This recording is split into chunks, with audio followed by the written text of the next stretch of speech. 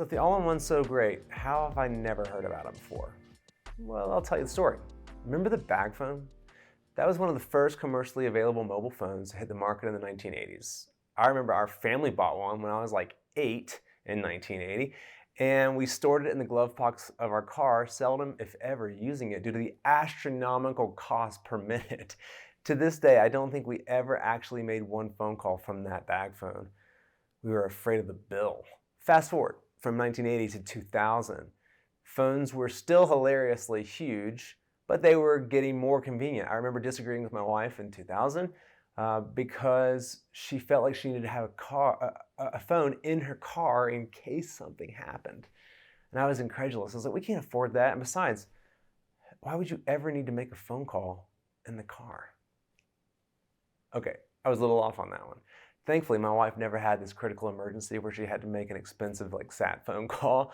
But mobile phones did evolve so rapidly and proliferate so broadly that by now, 2023, most adults, myself included, couldn't imagine heading down the road without their phones.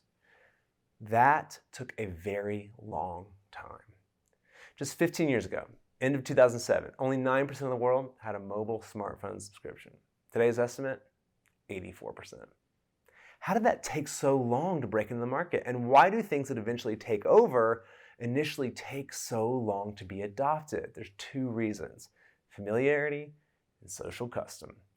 If something's unfamiliar to us, we'll likely continue on with the more familiar option, even if that is intrinsically inferior to the less familiar option. This is why speed of growth isn't always a good metric for a new product. Mobile phones were extremely slow to permeate the market, but you would have been off to bet against their eventual success. Now, an amortized conventional 30-year loan is so familiar in the US to Americans that it's kind of the default option for homeowners. But the all-in-one is unfamiliar. It's also intrinsically superior. I would bet the farm on it taking over the country and doing for homeownership what mobile phones have done for communication in the last 30 years. Remember, we're only 15 years into this product being available in the US.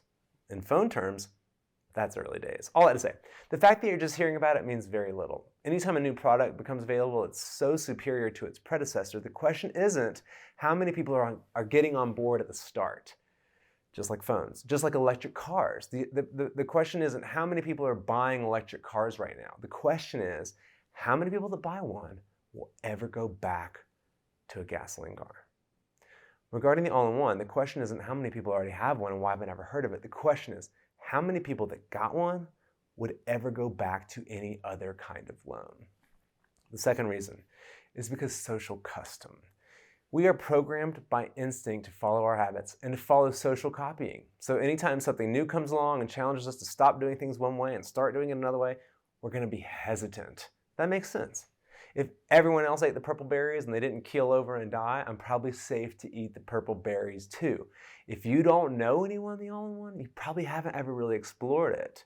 That was my story too. But then I moved to a new city, met a whole community. This is how they've been doing their home loans for a long time. No going back from there.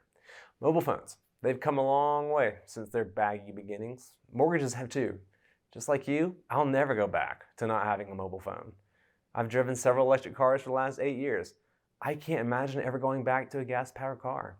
And just after a few years in the all-in-one, I'm just as sure there's no loan in the world I'd even consider going forward.